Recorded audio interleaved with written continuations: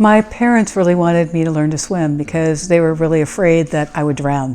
So as a kid, we went to this lake in Maine and I started learning to swim there. Usually I swim 4 hours a day. So I would train in high school, I would train with the boys team because the boys swim team asked if I'd swim for them because it was during the time of Title IX. My most challenging long distance swim was really very short. It was a swim that I did across the Bering Strait from the United States to the Soviet Union. I was trying to open the border between the two countries, and I had to get permission from President Gorbachev to do it.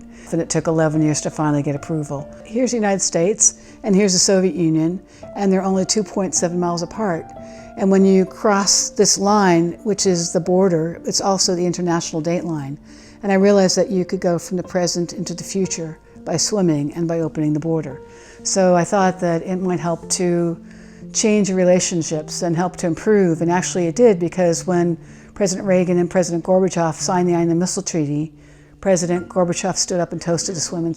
It took a daring American girl by the name of Lynne Cox a mere 2 hours to swim the distance separating our two countries. By her courage, she showed how close to each other our two peoples live. I wanted to swim the first Antarctic mile, and I needed to make sure that I didn't go into hypothermia and die. So it was really important to have a physician on board, and Laura volunteered to come along and watch over me during the swim. One of the things that's interesting about Lynne is that most people have a reflex if they are cold. Initially, their peripheral blood vessels will constrict. Lynne does not manifest this typical response to cold.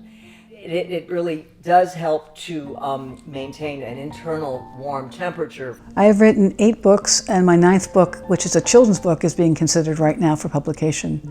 And it's going to be a picture book that is very much like Grayson, my 2nd book, which was a New York Times bestseller. My first book, Swimming to Antarctica, was a New York Times bestseller, and it was about many of the different swims and adventures that I've done. And then Grayson was the one about the lost whale off of Seal Beach, California. And then I've written a couple children's books and a few other books after that. If somebody wanted to get into marathon swimming, I'd say find somebody that's really knowledgeable, that can mentor you, and also make sure that what you're doing is safe.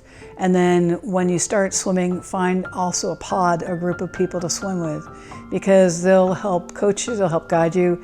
It's a really kind of collaborative sport where people do look out for each other and help each other out. And the ocean is so different than the pool, where things are always changing in the ocean, and you have to be aware all the time you're out there. With the open water, you just don't know what's going to happen every day, and that's what makes it exciting.